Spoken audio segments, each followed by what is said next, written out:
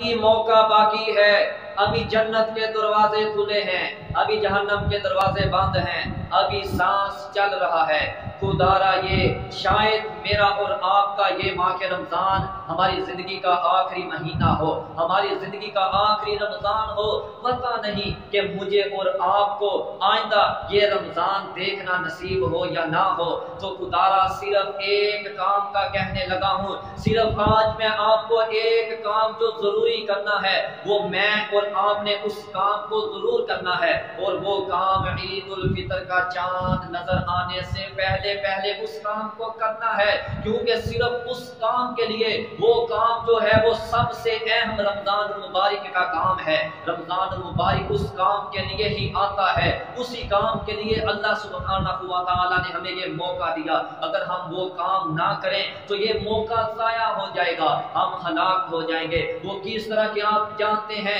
کئی دفعہ یہ حدیث مبارکہ آپ نے سماعت فرمائی ہے کہ اللہ کے رسول صلی اللہ علیہ وسلم ایک دفعہ ممبر پر چڑھ رہے تھے، پہلی سیڑھی پر قدم رکھا، آمین کہا، دوسری سیڑھی پر قدم رکھا، آمین کہا، تیسری سیڑھی پر قدم رکھا، آمین کہا۔ صحابہ دیکھ رہے ہیں، صحابہ سوچ رہے ہیں، صحابہ آپس میں باتیں کرنے لگتے کہ یہ کیا معاملہ ہے۔ آج سے پہلے اللہ کے رسول صلی اللہ علیہ وسلم نے آمین آمین آمین اس طرح کبھی نہیں کہا۔ آج اللہ کے رسول صلی اللہ علیہ وسلم نے 3 بار آمین کہا ہے، پہلی سیڑھی پر چڑھتے ہوئے، دوسری سیڑھی پر قدم رکھتے ہوئے، تیسری سیڑھی پر چڑھتے ہوئے۔ اللہ کے رسول نے 3 بار آمین کہا ہے، پتہ نہیں کیا بات ہے، کیوں کہا ہے۔ آخرکار وہ صحابہ اتنی دیر تک چین سے نہیں بیٹھتے کہ جب تک اللہ کے نبی صلی اللہ علیہ وسلم کو کسی مسئلہ کے بارے میں پوچھ نہ لیتے، اپنا شک دور نہ کر لیتے۔ سبحان اللہ، صحابہ پوچھتے ہیں، اللہ کے رسول صلی اللہ علیہ وسلم نے فرمایا، اے میرے صحابہ، جب میں نے پہلی سیڑھی پر قدم رکھا،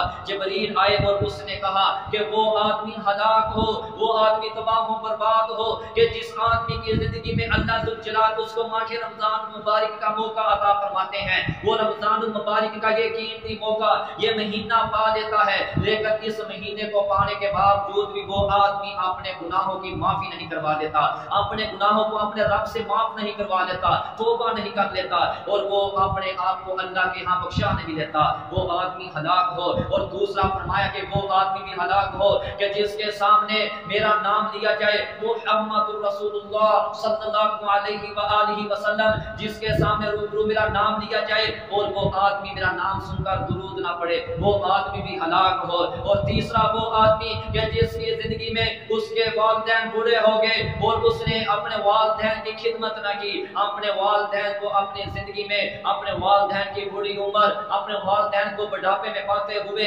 اپنی زندگی میں اس نے اپنے والدین کو ناراضی کیا، وہ آدمی بھی تباہ و برباد ہو، وہ آدمی بھی ہلاک ہو۔ میرے بھائیو، یہی کام سب سے اہم ہمیں کرنا ہے کہ ہم کو اپنے گناہوں کی اللہ سبحانہ و تعالی کے در پہ بیٹھ کر ہم کو اپنے گناہوں کو بخشانا ہے، اللہ سے سچی توبہ کرنی ہے، اللہ سے معافی مانگنی ہے۔ اللہ ذوالجلال ایسی غفور الرحیم ذات ہے، ایسا وہ اللہ ذوالجلال اپنے بندوں پر مہربانیاں کرنے والا، رحمتیں کرنے والا، وہ ایسا غفور بخشنے والا، ایسا مہربان ہے، ایسی محبت شفقت کرنے والا۔ جاؤ اپنے زبان سے، اپنے دل سے اللہ سے سچی گناہوں کی معافی مانگو، اپنے رب سے ڈرتے ہوئے، یا اللہ ہمیں معاف کر دے، یا اللہ ہم سے جو ہماری زندگی میں پیچھے ہو چکا ہے، اے اللہ ہمیں اپنی رحمت سے، اے اللہ ہمیں معاف کر دے، اے اللہ تو معافی کو پسند کرتا ہے، اے اللہ ہمیں معاف کر دے، اے اللہ تیری رحمت، یا اللہ تیری رحمت تیرے غصے پر غالب آ جاتی ہے، اے اللہ ہمیں معاف کر دے۔ اللہ ذوالجلال اپنے بندے کی اس توبہ پر، اپنے